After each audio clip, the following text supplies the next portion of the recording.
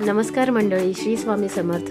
तर चला आज पाहूया अळूवडी पण नवीन पद्धतीने. तर त्यासाठी मी आधी अळू स्वच्छ धुवून त्याचे देठ काढून छान चिरून घेतलेली आहे. व्हिडिओ पाहता पाहता चॅनलला सबस्क्राईब करायला विसरू नका बरं का.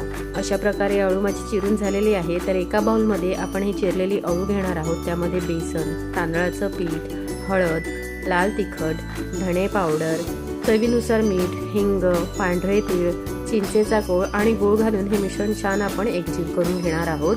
इथे मी 2 स्टीलचे ग्लास घेतलेले आहेत. त्याला तेलाने ग्रीस करून घेतलेले आहे आणि हे मिश्रण त्यामध्ये ट्रान्सफर करून त्याची छान उकळ काढून घेतलेली आहे आणि चेक केलेलं आहे की मिश्रण उकळलं आहे की नाही ते.